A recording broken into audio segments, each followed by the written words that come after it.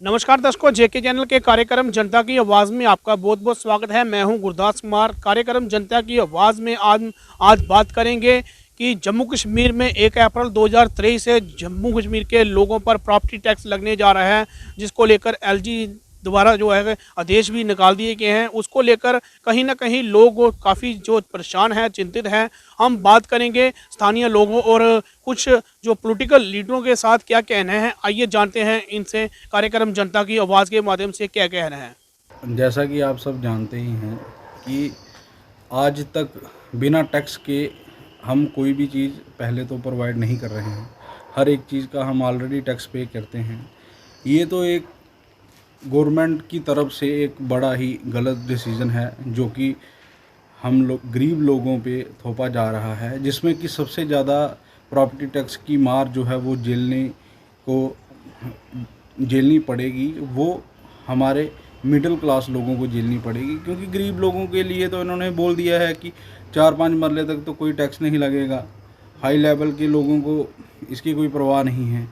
लेकिन हम सरकार से ये अनुरोध करना चाहते हैं कि ये जो आप लगेगा। जी सर, बिल्कुल लगेगा सर। यही बात तो हम सरकार को ये चीज़ बताना चाहते हैं कि जम्मू कश्मीर ऑलरेडी ही हर एक, जैसे कि आप देख सकते हैं कि सर यहाँ पे ना तो नौकरी है, जिस चीज़ की ज़रूरत है उस चीज़ पे सरकार काम नहीं कर रही है। मैं यही सरकार से अपील करना चाहता हूँ कि जो लोगों के पेंडिंग मसले हैं उनको हल किया जाए, बजाय कि प्रॉपर्टी टैक्स लगाने के।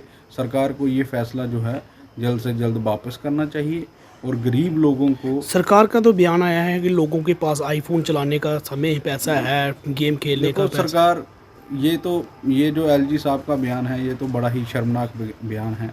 हम एलजी साहब के इस बयान की कड़ी निंदा करते हैं। आज एलजी साहब बोल रहे हैं कि लोगों के पास आईफोन है, लोगों के पास ये है। कल को गवर्नमेंट ये भी चीज़ बोलेगी कि लोग खाना खाते हैं। ये कोई बयान नहीं हुआ सर। इसमें गरीब लोगों को जो मार झेलनी पड़ रही है।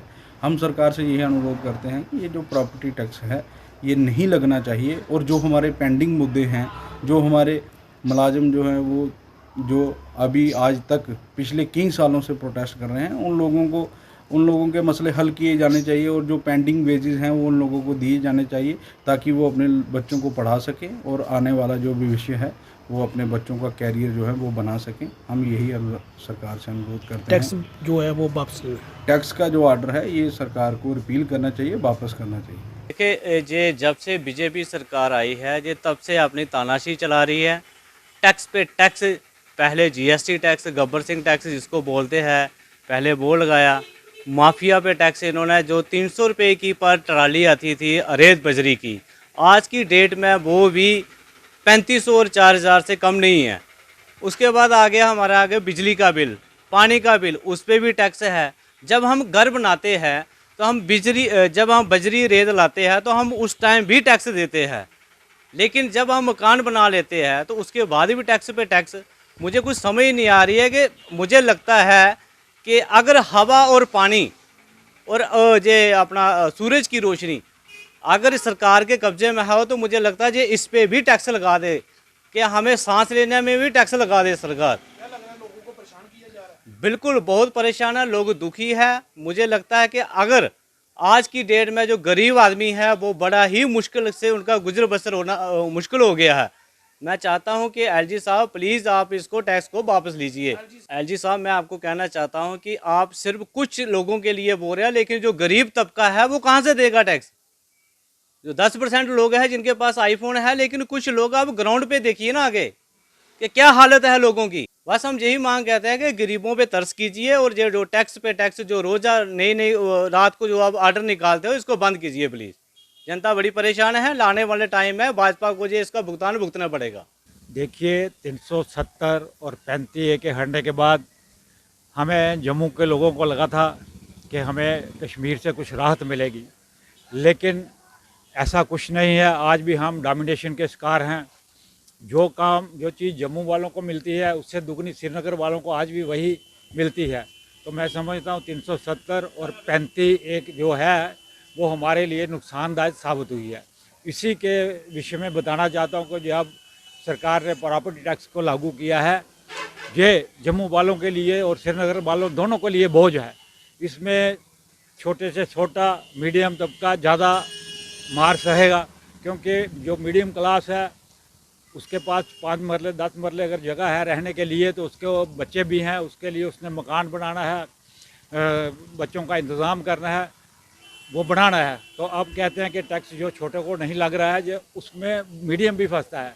अगर छोटे के पास भी रेडी फड़ी वाले के पास भी रहने के लिए मकान है, उसने भी अपने बच्चों के लिए आशियाना बनाया है, तो उसको भी टैक्स आपने रूफ़ के हिसाब से लेना है। जब आपने टैक्स रूफ़ के हिसाब से लेना है तो इसमें गरीब भी आएगा, मीडियम क्लास भी आएगा।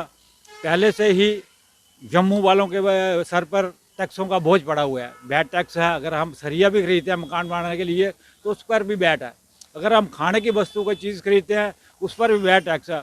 हमें ये समझ नहीं आ रही है सरकार क्या कर रही है और क्या चाहती है।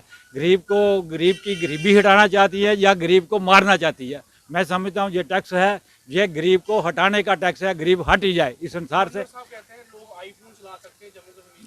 देखिए, आईफोन सबके पास नहीं है। आप देखो, छोटे छोटे दुकानदारों के पास भी है। सरकार ही कहते हैं कि ये बहुत ज़रूरी आइटम है। ये सरकार का कहना कि फ़ोन जो है ये बहुत ज़रूरी है, ये बहुत काम की चीज़ है। अगर काम की चीज़ है, छोटा सा किसी ने 400-500 हज़ार का फ़ोन रखा है, उसने अपनी ज़रूरत के लिए रखा है, कांटेक्ट के लिए रखा है, अपने परिवार से रिश्ता कायम रखने के लिए लिया रखा है। उसमें आईफोन का जो चक्कर है, वो आईफोन बड़े लोगों के पास है, छोटे लोगों के पास वही 1000 रुपये वाला 500 रुपये वाला फ़ोन है, और वो छोटा छोटा रिचार्ज करवाता है। जब उसके पैसे खत्म फिर नया रिचार्ज करवाता है। वो एक काम चलाऊ उसके पास फ़ोन है। आम लोगों के पास जो है आईफोन नहीं है। ये तो सिर्फ सरकार एक किस्म से लोगों को धोखे में रख रही है कि आईफोन चला रहे हो पर टैक्स क्यों नहीं दे सकते। ये धोखे में रखने वाली बात है, अपनी खलासी कराना चाहते हैं। देखिए, मैंने पहले ही आपको बताया, गरीब आदमी तो साहब पहले ही टैक्स के दायरे में है। जैसे मैंने आपको कहा, सीमेंट खरीदना है, सरिया खरीदना है, बजरी रेत खरीदनी है, उस पर वो पहले से ही टैक्स दे रहा है। अगर गरीब आदमी जो है, गरीब आदमी को भी आशियाना चाहिए। उसके पास मकान तो है, चाहे 5 मरले में बना है, 4 मरले, उसके भी बच्चे हैं, उसने बच्चों के लिए आशियाना भी बनाना चाहिए। आशियाना उसका 5-10 मरले उसकी स्लैब बन जाएगी तो वो टैक्स कैसे बचेगा। ये सब झूठ है, लोगों को धोखे में रखा जा रहा है। भाजपा वाले तो यही कहेंगे कि जो सरकार कर रही है वो अच्छा काम कर रही है। मैं भाजपा की बुराई नहीं करना चाहता हूँ, लेकिन जो मैं महसूस करता हूँ कि जो महंगाई है, इस महंगाई में टैक्स पर टैक्स जो बोझ, टैक्सों का बोझ लगाया है, ये जनता के साथ धोखा है, ज़्यादती है, बहुत ज़्यादा ज़्यादती है। मैं जो देखिए, जहाँ तक हमारी राय है, हम भी पब्लिक के बीच में रहते हैं, दुकानदार हैं, दुकानों के बीच में उनसे आपस में बात होती है। सब के सब इससे परेशान हैं और सबकी ये डिमांड है कि इसको हटाया जाना चाहिए। जैसे कि हमारे पीछे चैम्बर ऑफ कॉमर्स के प्रेसिडेंट ने भी फैसला लिया है कि उसने भी सरकार से अपील की है कि ये टैक्स वापस होना चाहिए। अगर ये टैक्स वापस नहीं होगा, उसके लिए हम जनता के साथ साथ हम दुकानदार भी इसके खिलाफ खड़े होंगे। देखिए, जब ये 370 टूटी 2019 को, तो जम्मू कश्मीर के लोगों ने मिठाइयाँ बांटी, ढोल धमाके चलाए, पटाखे चलाए, खुशियाँ मनाई, और पूरे खास करके जम्मू के लोगों ने खुशियाँ मनाई।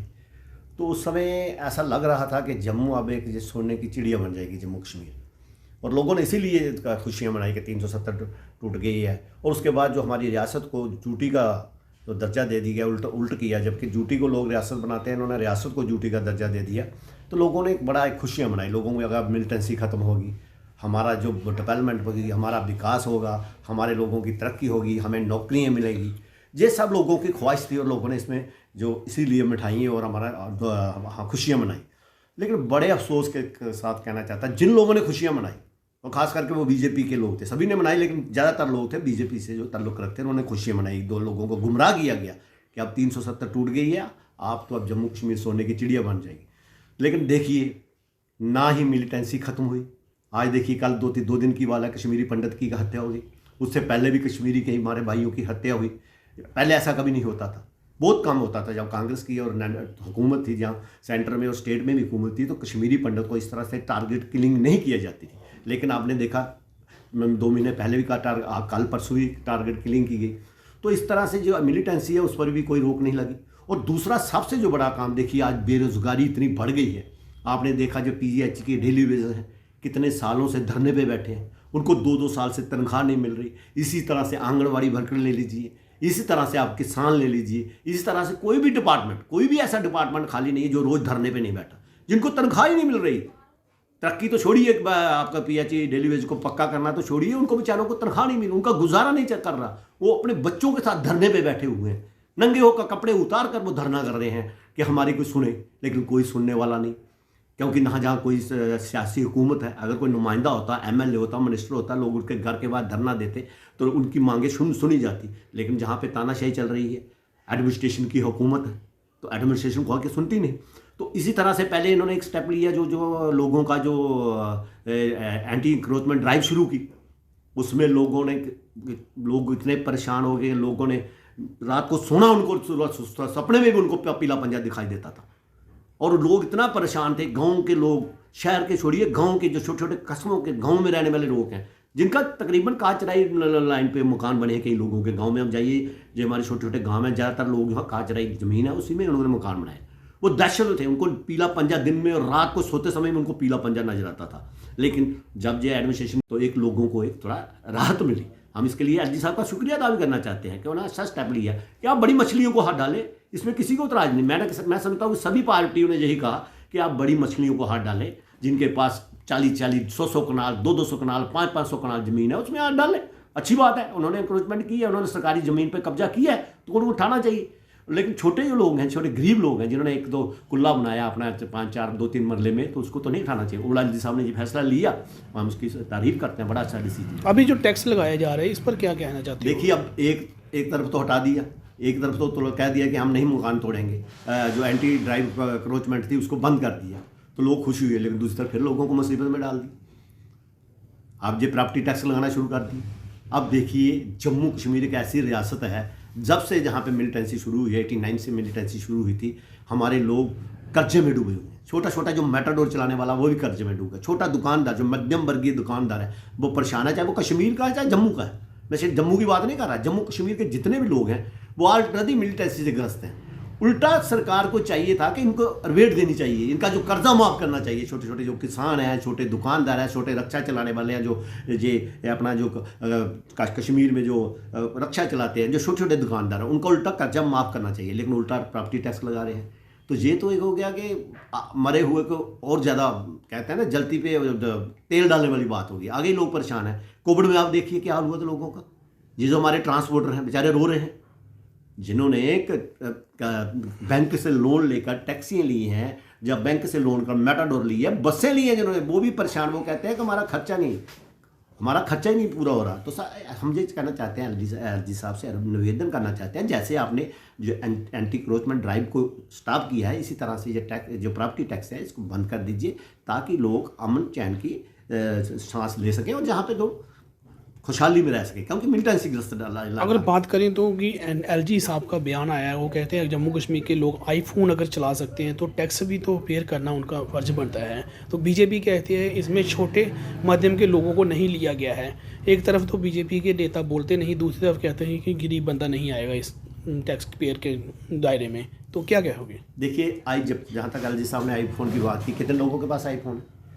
मैं खुद भी छोटी सी दुकान चलाता हूँ, मेरे पास 7-8 हज़ार का फ़ोन है। सभी लोग आईफोन ले रहे हैं। किसके पास आईफोन उसी के पास होगा का जो बड़ा थोड़ा अच्छा अच्छी उसकी पोजीशन होगी, वही आईफोन लेगा। कई लोग तो हमारे ऐसे गरीब हैं, उनके पास फ़ोन भी नहीं, आईफोन की बात छोड़ी, तो अब कैसे कहते हैं कि आईफोन ले सकते हैं? ये गवर्नर साहब ने जो बात नहीं कहनी चाहिए कि आईफोन ले रहे हैं। ये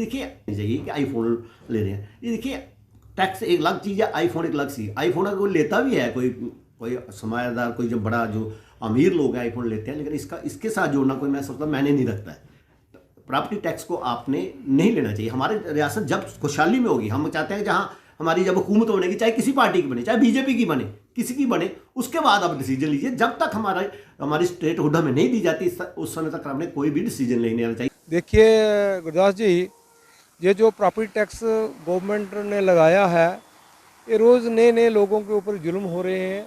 जो गरीब लोग हैं उनका पहले ही जीना मुहाल हो गया है, और महंगाई का दौर इतना ज़्यादा है कि आम आदमी को अपने बच्चों की रोजी रोटी और उनकी पढ़ाई लिखाई उन पर इतना मुश्किल है, और रोज़गार है नहीं है। और फिर रोज ये गवर्नमेंट जो है जो गरीबों के ऊपर रियायती और जुल्म कर रही है, नए नए टैक्स लोग लगाए जा रहे हैं रोज़। ये एक किस्म का जो गरीबों के ऊपर अत्याचार हो रहा है, क्योंकि काम कोई है नहीं, गरीबों के पास कोई मजदूरी है नहीं। मिनिमम मजदूरी 300 रुपया, 300 कुछ रुपया रखी हुई है ना फैक्ट्री के अंदर जो बच्चे काम करते हैं, वो 300 रुपये में अपने घर का कैसे खर्चा चलाएंगे, अपने बच्चों की पढ़ाई कैसे करेंगे, अपने घर का जो चूल्हा है वो कैसे जलाएंगे, रोज़मर्रा की जो ज़िंदगी है उसको कैसे गुजर बसर करेंगे। ये बहुत मुश्किल है। ये गवर्नमेंट को सोचना चाहिए कि रोज़ आए दिन नए कानून जो बनाए जा रहे हैं लोगों के ऊपर। आज जैसे 370 को हटाया गया यहाँ धारा को, तब से लेके आज तक रोज़ नया कानून। रात को लोग सोते हैं और लोगों को ये नींद नहीं आती कि सुबह पता नहीं कौन सा कानून इन्होंने लगा देना है। और जो गरीब, पहले ही गरीब को इतनी मार है, अभी नया पहले इन्होंने गवर्नमेंट जो लैंड है, गवर्नमेंट लैंड्स के ऊपर जो लोगों को 2-2 4-4 कनाल ज़मीन थी, उन लोगों को अपने जो किसान थे वो गुजर बसर कर रहे थे, वो कर लिया। फिर मुतरुका ज़मीन के ऊपर जो ज़मीन थी वो भी इन्होंने हटा ली। अब उसके बाद जो घर में कोई कंस्ट्रक्शन करता है, छोटी मोटी कंस्ट्रक्शन करता है अपनी घर के अंदर, अगर रसोई भी बनाता है तब भी उनको परमिशन चाहिए, तो पटवारी की परमिशन चाहिए, डिपार्टमेंट की परमिशन चाहिए। तो इससे करप्शन और ज़्यादा बढ़ गई है। जो पहले जो काम जो है मुफ्त में होता था वो आज ऑनलाइन करके उसके ऊपर लोगों को पैसा देना पड़ रहा है। मैं छोटी सी बात करता हूँ कि आज तहसीलदार के दफ्तर में जाते थे करैक्टर सर्टिफिकेट बनाने के लिए, एक बच्चे का इनकम सर्टिफिकेट बनाने के लिए, तो वो फ्री में होता था, मुफ्त में मिलता था वो। लेकिन जब से ये 317 जो नई गवर्नमेंट आई है, ये नया एलजी साहब ने आया है, तो ऑनलाइन कीजिए, सब ऑनलाइन कीजिए। ऑनलाइन जाएंगे तो वहाँ पर पैसे लगेंगे। जो मुफ्त में काम होता था वो 500 रुपये में आज वो काम हो रहा है। तो ये हर तरफ से जो गरीब आदमी है उसको मार पड़ रही है। जो बड़े बड़े अमीर हैं, हम नहीं कहते कि प्रैक्टिस टैक्स लगाइए, आप बड़े बड़े अमीरों पे लगाइए, बिना वजह के वो टैक्स है। अब रोड टूट चुका है, रोड जो है वो 6 लेन बन रहा है, लेकिन आज कोई बात नहीं कर रहा है टोल प्लाजा के लिए। आज टोल प्लाजा जो है वो आज भी जो चल रहा है, आज भी गाड़ी जो है एक सांबा से आप चलते हैं तो 15-20 मिनट लगते थे जम्मू के लिए, अभी 1 घंटा 1.5 घंटा लगता है जम्मू जाने के लिए। क्यों? ड्यू टू रोड सारा टूट चुका है। लेकिन टोल प्लाजा जो अभी भी वहाँ पर कायम है, टोल प्लाजा अभी भी वहाँ पर टोल वसूल कर रहे हैं। मैं गवर्नमेंट से, एलजी साहब से ये हम रिक्वेस्ट करता हूँ कि ये जो जातियाँ हो रही हैं लोगों के ऊपर, इनको तो रोको यार।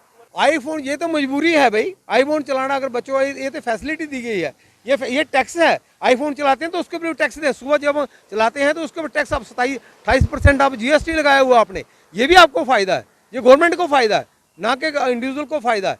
ठीक है ना? अगर आईफोन चला रहा है तो उसमें वो टैक्स दे रहा है, फ्री में नहीं दे रहा है ये गवर्नमेंट किसी को। ठीक है ना? तो इसी तरह से जो अपनी ज़मीन है उसके ऊपर भी आप टैक्स ला रहे हैं। एक गरीब आदमी, एक किसी आदमी की वो अमीर, उसका दादा अमीर था, उसके लिए वो मकान बना के छोड़ गया, अभी वो जो बच्चा है वो बेरोजगार है, अब वो काम भी कोई नहीं करता है, उसको दिहाड़ी को नहीं, वो 300 रुपये दिहाड़ी में लगा के अगर 1000 या 2000 से ज़्यादा उसके स्क्वायर फुट की ज़मीन है, उसका जो मकान है, तो उसके ऊपर आप टैक्स लगाएंगे। वो अपने बच्चे पालेगा कि टैक्स देगा आपका? सर हम तो इस तरह से देखते हैं, जो म्यूनसिपल कमेटी में जो छोटे गांव हैं, इनको अगर हम देखें तो हमें तो नहीं अच्छा लग रहा है, ये टैक्स नहीं लगना चाहिए। मगर जैसे मेन सिटी जम्मू है, श्रीनगर है, जम्मू में बड़े बड़े जो शहर हैं उनमें अगर लगा रहे हैं तो ठीक है, अगर वहाँ इतनी फैसिलिटी भी दें।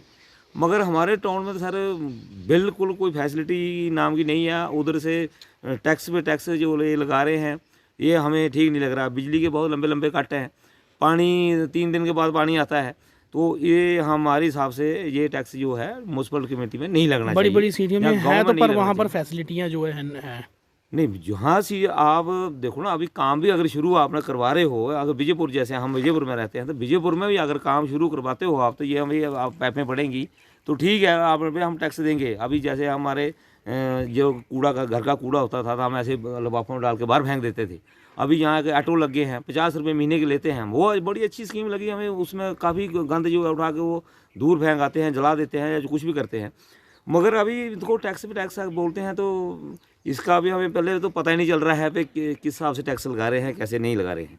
इन लोगों को समझाना पड़ेगा, बताना पड़ेगा, वो फैसिलिटियाँ देने पड़ेंगी, उसके बाद टैक्स लगाओ तो ठीक है। मगर पहले ही आपने टैक्स लगा दिया जी, अभी बोलते हैं हमें मार्च के बाद टैक्स लगना शुरू हो जाएगा, तो मेरे हिसाब से तो ये गाँव में और म्यूनसिपल कमेटी में तो नहीं होना चाहिए।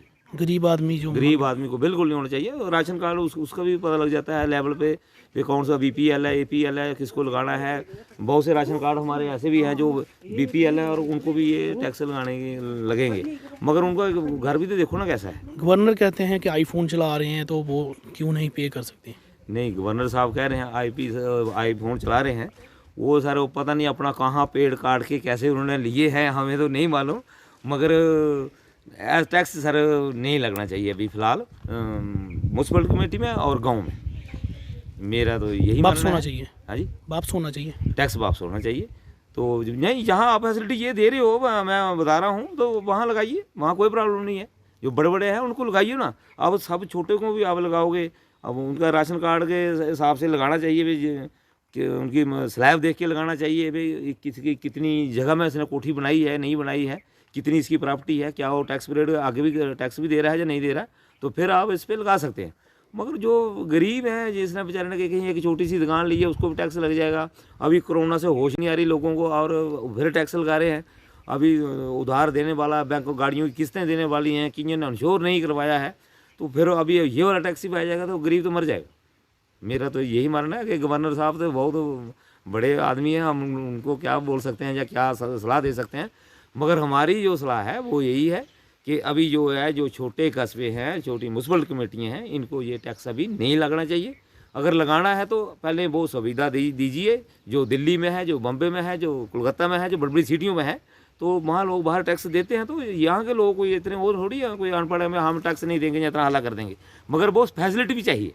का जो एक प्रावधान आया है जम्मू के यूटी में, तो इस टैक्स का मतलब अगर मायने निकाले जाएं तो बहुत निकल सकते हैं। प्रॉपर्टी टैक्स जो म्यूनसिपल कमेटी या म्यूनसिपल कॉरपोरेशंस वगैरह जो लेती हैं, तो उनको अकॉर्डिंगली डेवलपमेंट भी करना पड़ेगा और सहूलियत भी देनी पड़ेगी। और इससे पहले जो जितनी भी गवर्नमेंट्स रही या जो भी सरकारें चलती रही, तो उनमें ये टैक्स प्रॉपर्टी टैक्स का प्रावधान नहीं था।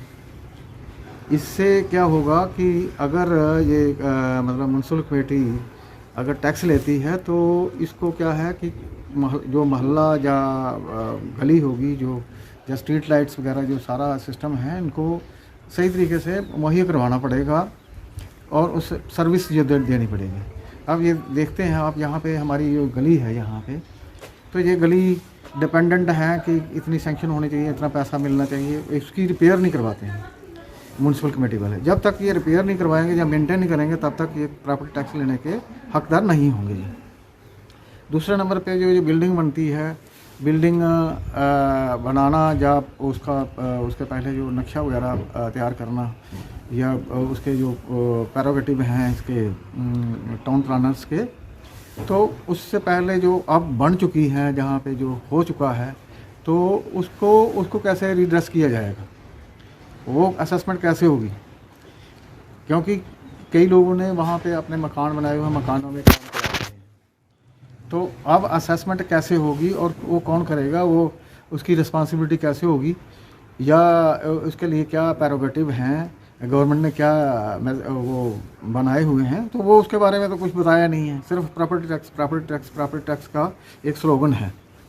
तो इससे पहले कोई भी जो सिस्टम है वो लॉन्च करने से पहले हमारे जो एडमिनिस्ट्रेटिव हैं या ब्यूरोक्रेट्स हैं या एक कंसर्न लोग हैं, तो उनको ग्राउंड पे देखना होगा, ग्राउंड पे पहले उनको समझना होगा कि इस जो भी हम बना रहे हैं, सिस्टम बना रहे हैं, तो उसको इम्प्लीमेंट कैसे करना है और किस पे इम्प्लीमेंट करना है। ठीक है, हाँ, जिन्होंने मतलब पर उनका कहना है गरीब लोग इस दायरे में नहीं आएंगे। गरीब लोग जो हैं, जैसे जिन्होंने 2 मरले या 3 मरले या 4 मरले या 5 मरले तक जो मकान बनाया हुआ है, तो वो प्रॉपर्टी टैक्स में आता ही नहीं है। वो प्रॉपर्टी टैक्स में कैसे आएंगे, क्योंकि वो जो उनकी आमदन है वो 8 लाख से कम होती है। तो जिनकी आमदन जो है 8 लाख से ज़्यादा है, जो उनकी आमदन है वो 8 लाख से कम होती है। तो जिनकी आमदन जो है 8 लाख से ज़्यादा है और जो टैक्स पेयर हैं, तो उन पर प्रॉपर्टी टैक्स लगना चाहिए और उनका मकान भी बड़ा होगा। वो हसूल मतलब उनके जैसे अगर कोई बड़ा ब्यूरोक्रेट्स है, ऑफिसर है या कोई मतलब बिजनेसमैन है, तो अगर वो प्रॉपर्टी उसमें आता है, क्या नाम है इसका, इनकम टैक्स में आता है, तो इनकम टैक्स में आता है तो इट मीन्स उसका जो है मकान भी बड़ा होगा, उसके हिसाब से जो है वो प्रॉपर्टी टैक्स जो है लगाना चाहिए। तो ये 5 मरले तक मैं तो हमारा जो समझना है कि 5 मरले तक या 2 मरले तक या 1 मरले तक जिन्होंने भी जो मकान बनाया हुआ है और उसमें लोग रह रहे हैं तो उस पर प्रॉपर्टी टैक्स नहीं लगना चाहिए, वो तो आने भी नहीं चाहिए। हाँ, जिन्होंने छोटा मोटा कोई बिज़नेस चलाया हुआ है, छोटी मोटी दुकान चलाई हुई है, अगर उनकी इनकम जो सोर्स ऑफ इनकम या वो है, अगर उन्होंने हसूलियत ली है, लोन वगैरह लिया है गवर्नमेंट से, तो वो उस दायरे में आ सकते हैं। और जो नुक्कड़ रेडी फड़ी वाले हैं वो प्रॉपर्टी टैक्स में कैसे आएंगे, जो छोटा मोटा काम करके चलाते हैं। आप क्या मांग करते हो? हम ये मांग करते हैं कि ये जो भी बनाते हैं, बनाने से पहले इसको थारोली और ग्राउंड लेवल पे और लोगों की इनकम बेस जो है उसको मद्देनज़र रख के ये सारा बनाना चाहिए, ताकि ये जैसे हमारे हमसाया मुल्क में जैसे लोग त्राही मचा रहे हैं, वहाँ पर टैक्स बढ़ गया है। हम ये नहीं कहते हैं कि टैक्स नहीं लेना चाहिए, हम ये कहते हैं कि टैक्स लेना चाहिए और जेन्युइन लेना चाहिए और जेन्युइन आदमी से लेना चाहिए, और ताकि उससे जो हरासमेंट ना हो। क्योंकि वहाँ पे भी सुनने में ये आता है कि जो आमदन कम है और टैक्सेस ज़्यादा है, तो वो बंदा सर्वाइव कैसे करेगा, गुजारा कैसे चलेगा। तो यहाँ पे भी ये इस सिस्टम को गवर्नमेंट को या ब्यूरोक्रेट्स को देखना पड़ेगा, एक लाइन बनानी पड़ेगी कि बंदे की इनकम कितनी है, वो क्या है क्या नहीं है, तो उसके हिसाब से ही टैक्स, इनकम के हिसाब से ही टैक्स इनकम के हिसाब से। अगर उसकी इनकम 100 रुपये है तो उसके ऊपर टैक्स लगा करके आप वो कर देंगे। एंसेस्ट्रल प्रॉपर्टी है, जब पहले कहीं पे कैसे किसी ने गिफ्ट ली है या कुछ ऐसा बनाया हुआ है, तो उसकी इनकम ही अगर 10 रुपये होगी तो वो उसका प्रॉपर्टी को मेंटेन करेगा या आपको टैक्स देगा या अपने जो बच्चे पला। आपको क्या लगता है वापसी लेना चाहिए इसको? मैं ये नहीं कहूँगा कि वापस लो या नहीं लो, मगर उसमें अमेंडमेंट होनी चाहिए। और अमेंडमेंट में ये मद्देनज़र रखना चाहिए कि उसकी जो इनकम पे और एग्जम्प्ट वहाँ पे तक करना चाहिए, कम से कम 5 मरले, क्योंकि EWS में आना चाहिए वो सिस्टम। वो गरीब लोग होते हैं, गरीब लोग जो हैं 8 लाख से जिनकी इनकम कम है, तो वो EWS में आना चाहिए। और EWS में क्या है कि 5 मरले तक, अगर उससे कम है तो वो इट मीन्स उससे भी ज़्यादा गरीब है, और 1 मरला है जिसके पास तो वो उससे भी गरीब है। ठीक है, तो 5 मरले तक मैं नहीं समझता हूँ कि 5 मरले तक कोई बहुत बड़ी बिल्डिंग बना ली होगी किसी ने। इनकम के हिसाब टैक्स लगना चाहिए, के हिसाब से टैक्स होना चाहिए। शुक्रिया सर।